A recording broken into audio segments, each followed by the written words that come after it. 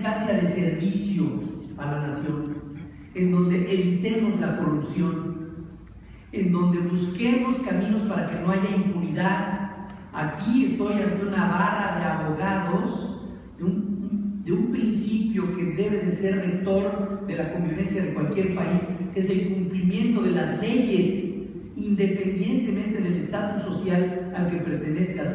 Todos debemos de pasar bajo el mismo rasero de la ley y no lo hacemos, para evitar el que haya delincuencia y al mismo tiempo que derive en el extremo del narcotráfico. Todo este enorme centro de actividades del que les he venido enunciando, todo tiene que ver con el deterioro institucional de un país que puede ser mejor y puede hacer mejor las cosas. Pero lo que tenemos que entender es que para que todo esto se dé, lo que tenemos nosotros que ejercer es ciudadanía. ¿Qué me definirían por ciudadanía? ¿Qué es para vos? ¿Qué significa ser ciudadano? Una responsabilidad con tu país. Es responsabilidad con tu país, con tu sociedad, con tu país. Es responsabilidad. Respeto a la normatividad o a las leyes. A las leyes, pero también procurar el que todo el mundo lo hagamos. Es decir, un ciudadano no solamente se propone como un ente responsable, sino que reclama que todos lo seamos, ¿no? O sea, el efecto de la ciudadanía. ¿Qué pasó en Islandia últimamente? Quitaron al primer ministro, Sigmundur David, ¿y qué hicieron con él? En menos de 2 días, el hombre patitas y en la calle. ¿Qué fue lo que lo tiró? La gente, ¿no? La gente salió a las calles. Mira que para salir a las calles en Islandia se necesita tener chamarra. Salieron a las calles en Islandia y se manifestaron. ¿A favor de qué? Se manifestaron a favor de la legalidad. Y no le preguntaron al primer ministro si era legal o no el establecimiento de su empresa en un paraíso fiscal, porque puede ser legal el establecimiento de una empresa en un lugar así. No, ni siquiera le preguntaron eso. Salieron los Panama Papers y en ese momento acabaron con el primer ministro. ¿Y qué es lo que está pasando con Mauricio Macri en Argentina? Pues una situación similar, y el hombre va a tener que comparecer ante la justicia siendo el primer presidente hecho por Facebook en América. Sí sabía, ¿no?, que llegó a ser presidente por Facebook. El hombre estableció su campaña política en Argentina. El partido dominante en Argentina es el peronismo. El peronismo se convirtió en el kirchnerismo de Néstor Kirchner y la última presidente Cristina Fernández de Kirchner. Bueno, ese es el poder absoluto en Argentina. Este hombre llegó, se metió a Facebook, empezó a invitar a las familias de argentinos a que lo invitaran a sus casas y todo lo empezó a narrar a través de Facebook. Narraban la invitación, narraban la reunión, narraban la conclusión, narraban las reacciones de la gente. En Argentina no puede haber presidentes independientes. Macri hizo un partido político nuevo y ese partido político con Facebook le dieron la presidencia de Argentina. Así fue. ¿Qué pasó en Egipto? ¿Cómo se depuso al presidente de 33 años en ese país? A través de manifestaciones que pasaron en las redes internacionales por Facebook. Y lo que sucedió en la plaza de Tahrir, esta plaza de la libertad, no fue otra cosa más que un ejercicio de ciudadanía en donde no hubo la capacidad de un dictador, por más años que hubiera estado gobernando en ese país, como para que no pasara por el juicio ramplón de una sociedad que ya no lo quería. ¿Qué pasó en Túnez? ¿Qué pasó en Libia con Muammar Gaddafi? ¿Qué pasó? pasó con estos regímenes?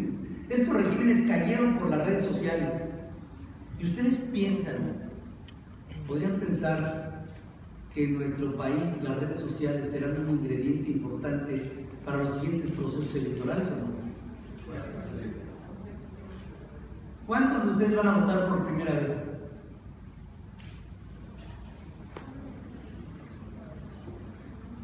¿Saben ustedes cuántos van a votar por primera vez en el 18? 25 millones de personas.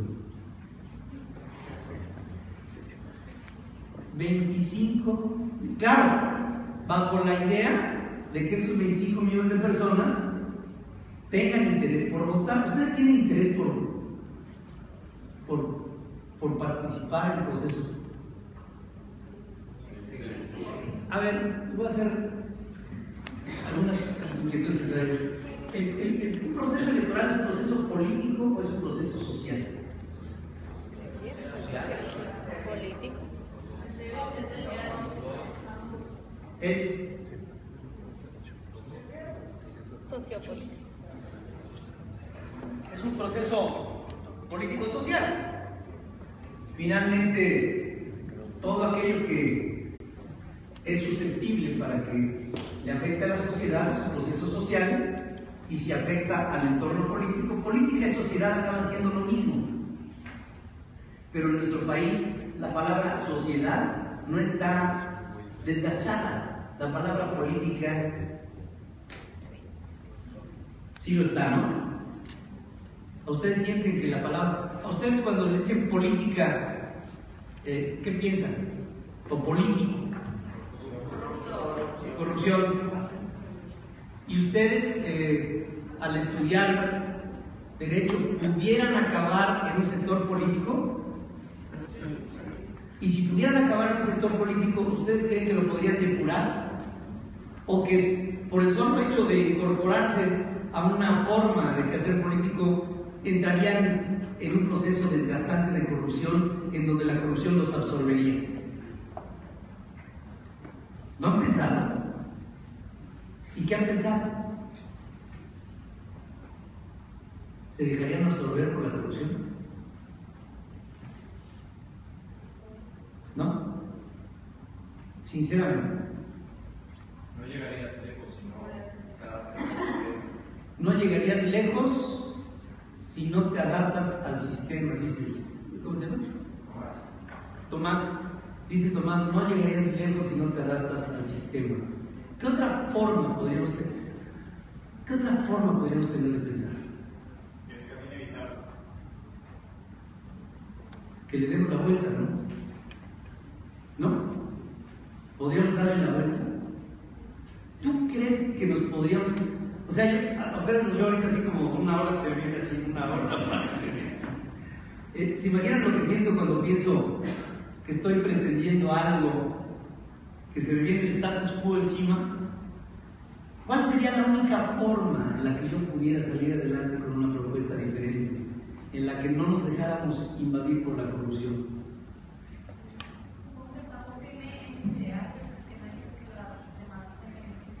Estando firme en mis ideales, en un ámbito de transparencia. Pero ¿sabes qué es mucho? ¿Cómo te llamas? Priscila. ¿Sabes qué es lo más importante de todo esto?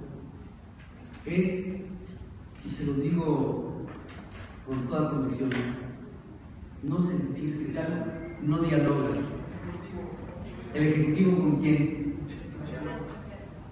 No dialoga con Legislativo. No dialoga con el poder legislativo. Fíjense, para que nos demos una idea, el presidente de la República, un presidente de México hoy, va durante un sexenio 2 veces al sexenio a San Lázaro. 2 veces. Y apenas lo dejan entrar para que le den la banda presidencial, se la pone, jura ante la nación cumplir y hacer cumplir las leyes, y si no que la nación me lo demande. ¿Y qué hace? ¿Da un discurso? No, se va Se va porque no puede contener a la enorme agresividad que recibe de un poder legislativo que no le da la bienvenida. Bueno, se dieron casos, como por ejemplo el presidente Calderón, que tuvo que entrar por la puerta de atrás, que le encadenaron las puertas de San Lázaro para que no pudiera pasar por ninguna de las puertas de San Lázaro en un país civilizado. Y le pusieron candado. Y tuvo que, de repente le dijeron, señor futuro presidente, ¿puede usted entrar por la puerta del estacionamiento que da atrás del estrado, de la tribuna, máxima tribuna legislativa del país? Y del estacionamiento subió por unas escaleras de caracol, subió, pasó tras bambalinas, lo vieron todos en el Poder Legislativo, lo empezaron a buchear al presidente de la República, y el presidente Fox le pasó la banda presidencial al presidente. Desfiguró. A mí se me hace una posición hasta infantil de parte de México.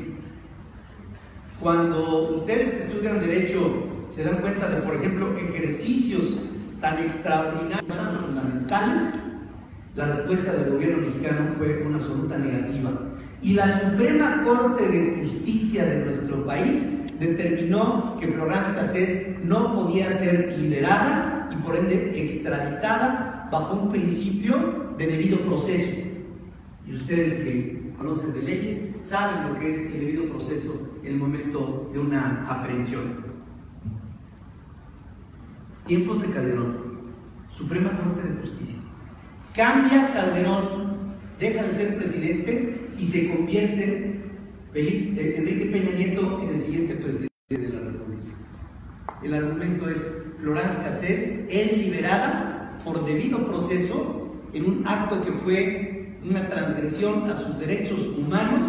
A la mujer la libera bajo una determinación de otro presidente y la misma Suprema Corte de Justicia. Con esto lo que quiero decir es que la misma Suprema Corte de Justicia de este país, la máxima instancia judicial, tuvo dos opiniones diferentes sobre un mismo caso. ¿Qué fue lo que cambió? El presidente. Y entonces, si lo que cambió fue el presidente, ¿qué tipo de dependencia o qué tipo de independencia hay entre los poderes de la República? Se ve claramente que entre los poderes de la República hay una dependencia, y esa dependencia es de lo que nos quedó de reminiscencia de un tiempo que a ustedes seguramente no les hubiera tocado vivir, que se llamó el presidencialismo, un presidencialismo exagerado, en donde el presidente decía una cosa y lo que dijera el presidente, eso se hacía en este país. La economía se manda, decía Luis Echeverría, la economía se manda desde Los Pinos. Entonces, el secretario de Hacienda no servía para nada, el gobernador del Banco de México no servía para nada, el que mandaba era el presidente de la República, y el presidente de la República decía, hágase la luz, y surgía la Comisión Federal de Electricidad. ¿Y qué horas son? Las que usted quiera, señor presidente. El presidente mandaba en todo y en todos, en partidos políticos, pero también en corporaciones empresariales, en grupos estudiantiles, en todo. Y empezó el país a tener una serie de impulsos que desde la sociedad buscaban que la sociedad mexicana fuera más participativa, más proactiva y entráramos en un terreno que ustedes y yo pretendemos como un terreno fértil en donde podríamos todos vivir, que se llama democracia.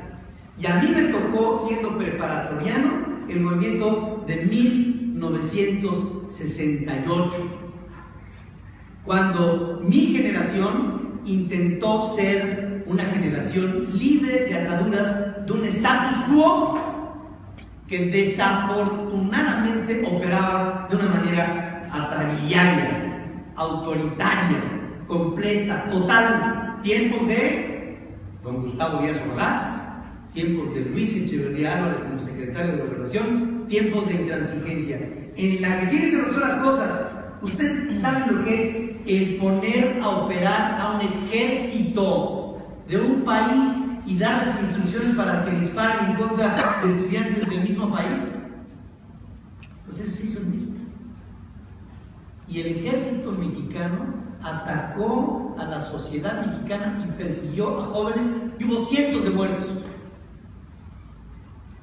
por un sacrificio de una juventud que se arriesgó a cambiar al establishment mexicano.